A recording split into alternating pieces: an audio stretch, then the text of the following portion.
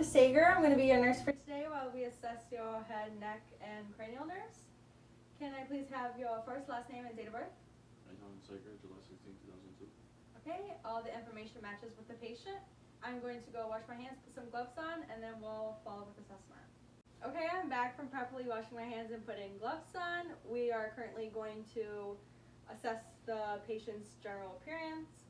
Patient is sitting upright on the bed table. Patient seems in no acute distress. Patient is dressed appropriately and appears stated age. Now we will ask the patient if they have any allergies and any reactions to the allergies that they might have. Do you have any allergies? No. Okay. And now we will be testing the patient's orientation by asking them where they are and roughly what time it is. So where are you currently? Around what setting? Individual. And roughly what time it is and what day is it? Saturday, 3 p.m. And patient's orientation is clear and no signs of abnormalities. Okay. Now we will assess the patient's heart rate and respiratory rate. We will count the heart rate for 30 seconds if it is normal, 60 seconds if it is abnormal. If the heart rate is normal, we will count it for 30 seconds, and for the rest of the 30 seconds, we will count his respiratory rate. So I will start by finding the radial pulse, which is by his thumb, letting him relax, and counting for 30 seconds.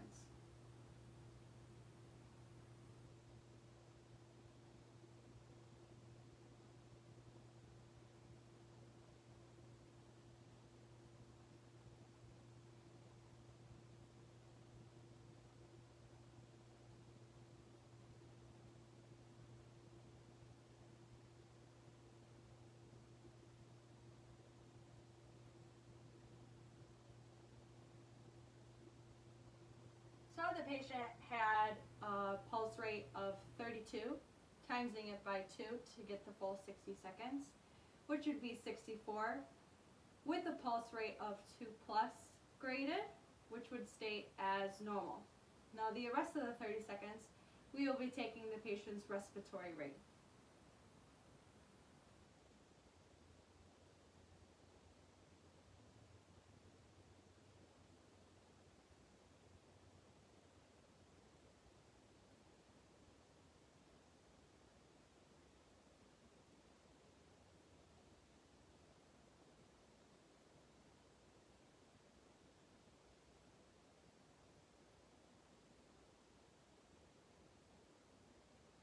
So patient had a respiratory rate of 8 for the 30 seconds, timesing it by 2 to get the 60-second rate, which would be 16, leading for his respiratory rate to be normal.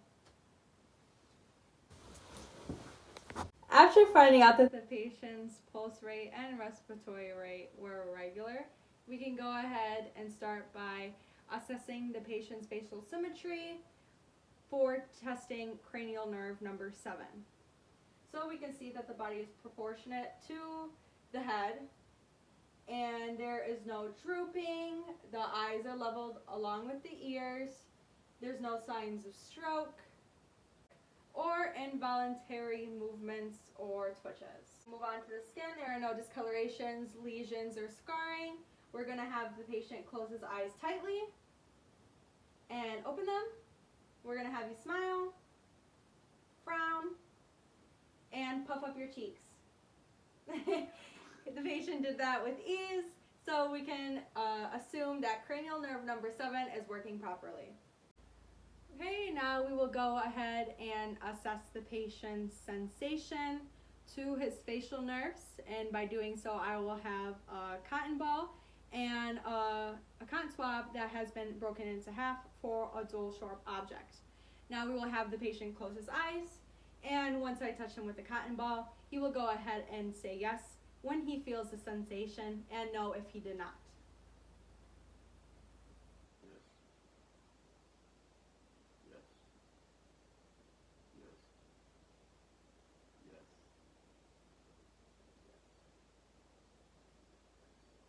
Now with all 6 of those fields, we'll go ahead and do it the same with the cotton swab. Yes. Yes. Yes. Yes. while all sensation on all 6 fields of the face are there, we can go ahead and say that there are no abnormal findings. Now we will be palpating the patient's head for any masses, lesions, or infestations while examining the beard and the hair. So as I am palpating the patient's head, there are no bumps, lesions, or masses. And by separating the hair every inch, there are no signs of infestations, alopecia, or lice. Go ahead and look at the patient's temporal pulse, with it being 2+, and no signs of weakness or bounding. Now I'm going to go ahead and assess the patient's cranial nerve number 5 by having him clench his teeth and jaw, and assessing his cheeks and temporal. And I'm going to have you open your mouth against my resistance. And now I'm going to have him open and close his mouth while I feel for any clicking or grating. Patient did that with ease, showing signs of no abnormalities for cranial nerve number 5. We will be assessing the patient's frontal and mandibular sinuses for any tenderness. You feel any pain? No. Any pain? No. Okay, there are no signs of abnormalities, and while assessing the eyes, you can see that there are no redness, there's no swelling, pupils are constricted equally, and there are no signs of inflammation or discharge. Before we go ahead and assess the patient's cranial nerves 2, 3, 4, and 6, we will go ahead and inspect the patient's lids, cornea, and sclera for any signs of abnormalities. So while I go ahead and first look at the patient's eyes, we can see that the sclera is white, the pupils are equally constricted, and while we go ahead and lower the patient's eyelids, we can go ahead and see that they are pink and not red, and no signs of any inflammation or swelling. Now we will go ahead and assess the patient's cranial nerve number 2. While we do not have any Snellen chart for this procedure, we would go ahead and have the patient step back 20 feet from the Snellen chart and read each letter appropriately and find any abnormal findings with cranial nerve number 2. Now we will be assessing the patient's cranial nerves number 3, 4, and 6. And by first doing so, I will check the patient's eye movements for any involuntary movements or vibrations while I move my pen light into their 6 visual fields. Okay, follow the pen light.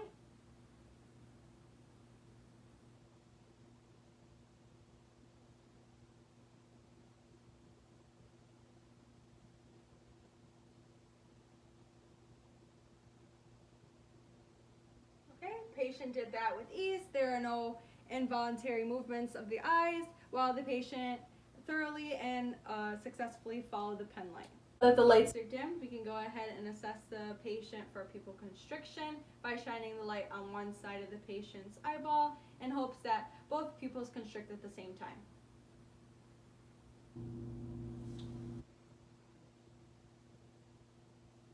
Okay, both pupils constricted at the same time, stating that there are no abnormal findings. Now we will check the accommodation of the patient's eyes by moving the pen light closer and farther away from the patient in hopes that there are no vibrations or any stigmatisms.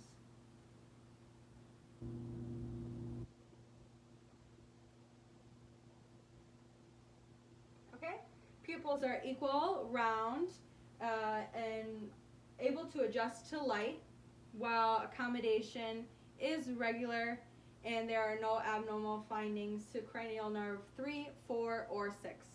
Now I will be assessing the 8th cranial nerve of the patient by performing a whisper test. So I will be closing your ears and you'll just be looking straight forward, and I'll whisper something into your left ear while you repeat it back to me, and then I'll do it vice versa on the other side.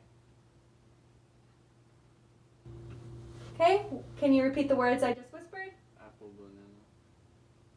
Okay, now I'm just going to do it on the other side. Cat, dog. Okay, patient appropriately whispered back the words that I whispered to him, showing that there are no abnormal findings on cranial nerve number 8. Now we will go ahead and inspect the patient's tongue protrusion. By doing so, we will be assessing cranial nerve number 12. Can I have you stick out your tongue, please? Can I have you move it up? Thank you. While there are no signs of any thrush or any beefiness of the tongue indicating anemia, we can go ahead and say that the tongue is pink and there are no signs of any redness, discoloration, or inflammation indicating that cranial nerve number 12 is intact. Now we will go ahead and assess cranial nerve number 9. By doing so, we will have the patient stick out his tongue, say the word ah, and check for any movements of the uvula. Can I have you stick out your tongue, please? Can I have you say ah? So while the patient's uvula moved up, we can say that there are no abnormal findings and cranial nerve number 9 is for sure intact. With the patient being able to successfully speak and swallow, we can assume that cranial nerve number 10 is intact and there are no abnormal findings for that cranial nerve as well. We will be testing cranial nerve number 11 of the patient while I have him move his head side to side, up and down, and now he will shrug his shoulders against my resistance. So the patient did that with ease, indicating that cranial nerve number 11 is intact. After we have assessed the patient's cranial nerve number 11 with the shoulder shrug resistance, we can grade that as a 5+. Now we will go ahead and grade the other muscle strengths of the patient's body. Can I have you grip my thumbs, please? Thank you. Can I have you move your legs backwards while I resist to move forward? Thank you. Both of those muscle strengths were graded as 5+.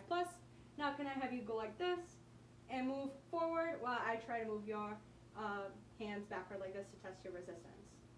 Okay, and we can go ahead and test and grade that patient's muscle strength as 5+ as well for proper resistance. After assessing the patient successfully and finding no abnormal findings to any of the 12 cranial nerves, I will go ahead and ask my patient if he has any questions. Do you have any questions? No. Okay, and after following through the assessment, I will see you back next year for your well checkup. Thank you.